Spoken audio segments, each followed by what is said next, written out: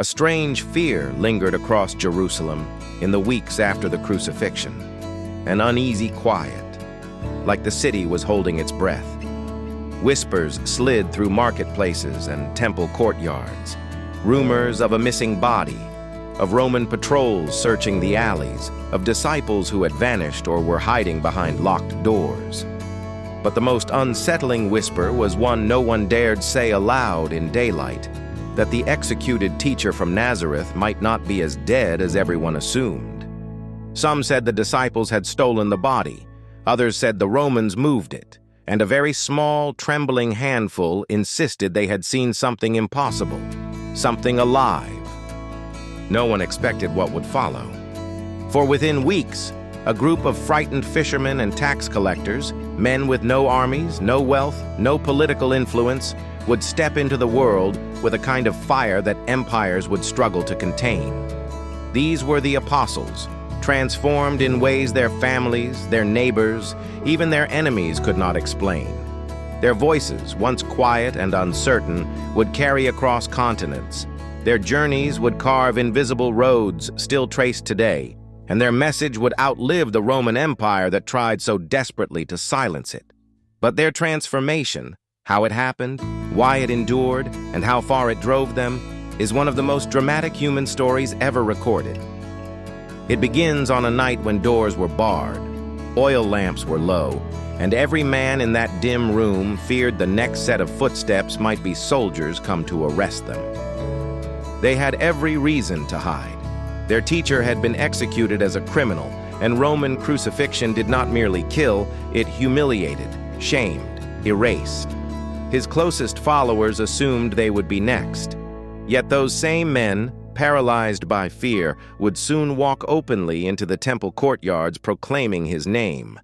Something had shifted inside them with impossible speed. The earliest accounts describe a moment that shattered their despair. A moment when the man they had watched die appeared among them, speaking not in anger, not in judgment, but with a quiet greeting of peace. Whether one believes the miracle literally or sees it through the eyes of history, what matters for understanding the apostles is that they believed it completely. Something they experienced in those post-resurrection days convinced them that death no longer held the power they once assumed it did. And when fear loses its dominion, ordinary people can do extraordinary things. Consider Peter, the fisherman who swore loyalty one night and denied ever knowing Jesus the next. Shame could have broken him, many expected it to. Instead, he rose with a fierceness no one recognized. The man who once panicked under pressure now spoke with a boldness that astonished the Sanhedrin itself. Legend holds that when he preached in Jerusalem shortly after the resurrection, thousands gathered. Some came out of curiosity, some to mock, and some because they couldn't stop wondering what had happened to turn this frightened Galilean into a man who stood as if he feared nothing in heaven or earth. There was still danger. One wrong word, and any apostle could vanish into a Roman cell. Yet they kept speaking, they kept teaching, and the small spark in Jerusalem soon leapt beyond Judea's borders. The first shockwave came through a man who had once hunted them, Saul of Tarsus. His transformation did not begin with gentle reflection or quiet revelation. It began with fury. He believed the Jesus movement threatened everything sacred, the law, the temple, the identity of his people. So he chased them down, arrested them, dragged some from their homes. And then, on a dusty road to Damascus, came the moment that would turn persecutor into missionary.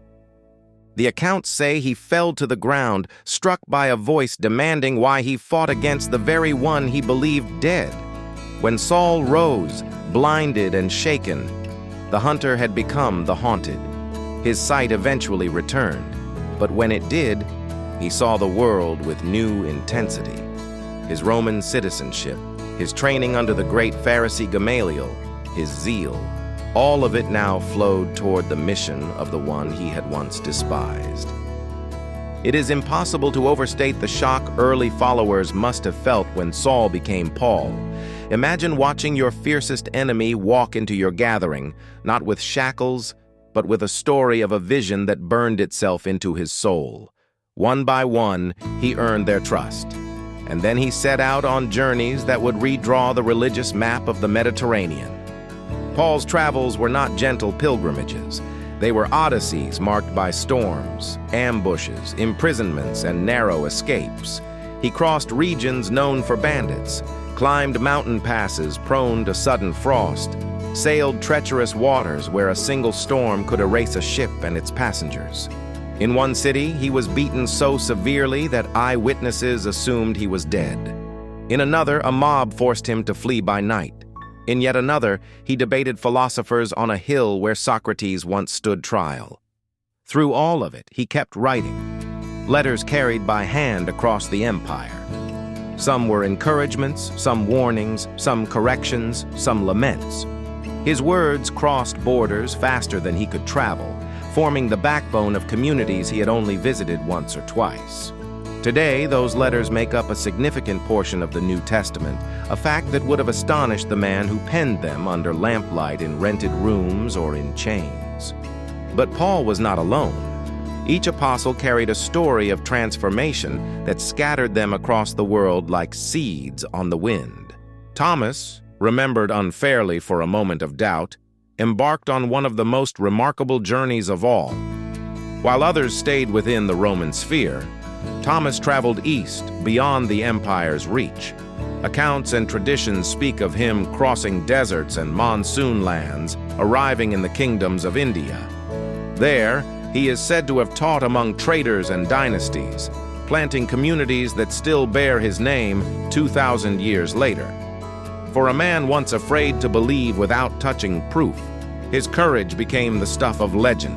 Then there was Andrew, who seems always to have possessed a quiet hunger for exploration. Stories place him in rugged regions of the Black Sea, preaching to peoples Rome labeled barbarians. He had no armies, no patronage, only conviction. Yet even in places where languages and customs were foreign to him, his message took root. He preached where he was welcomed and where he was not, and he died on a cross shaped like an X, a symbol still associated with him today. James, the son of Zebedee, met a different fate. His mission was shorter, his journey cut early by Herod Agrippa. When he was executed in Jerusalem, it sent tremors through the community. One of the 12, the inner circle, gone. Yet instead of crushing the movement, his death seemed to strengthen it, as if the apostles had already made peace with the cost of their calling. Some later traditions insist that before his martyrdom, James preached far to the west, as far as the wind-swept lands of Hispania. Whether myth or truth, the persistence of the story shows the apostolic courage etched into the imaginations of early believers. John, James's brother, lived much longer than the rest. The youngest disciple became the last surviving witness of the early days. Old age did not soften his voice. Instead, it sharpened his reflections.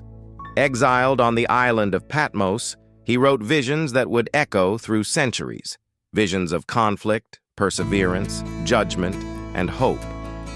When he finally died, likely in Ephesus, he left behind a legacy of contemplation and mystical depth that set him apart among the 12. Philip's mission carried him through Asia Minor. Early sources depict him as bold and articulate, especially when confronting local authorities. He is remembered for challenging corrupt leaders, protecting vulnerable converts, and refusing to renounce his message even when threatened with death. His martyrdom in Hierapolis was as dramatic as his life. A man unshaken even as the ground beneath him seemed to tilt toward violence. Bartholomew, often associated with Nathaniel, traveled toward Armenia and beyond. His legacy is wrapped in both history and legend.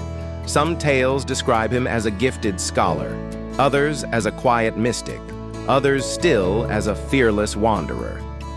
One thing all accounts agree on is that he died violently, refusing to abandon the people to whom he preached. His courage became part of the identity of the regions that honored him.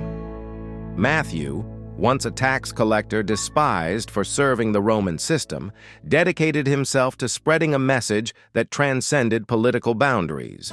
His writings reveal a man obsessed with connecting the ancient promises of Israel to the new faith rising from the resurrection. He is believed to have journeyed toward Ethiopia and beyond, his words shaping entire cultures long after his death. Simon the Zealot, known for his fierce temperament, redirected his revolutionary passion from violence to spiritual rebellion. He traveled with Jude Thaddeus through difficult territories, challenging not empires, but despair, injustice, and idolatry. Their missions carried them across Persia, where both ultimately met their deaths, still preaching, still refusing to recant. Jude Thaddeus, remembered for letters that encouraged perseverance in corruption-filled times, became a symbol of hope among persecuted communities. His voice was calm, steady, unwavering, a voice that survived him in manuscripts copied by hand for centuries.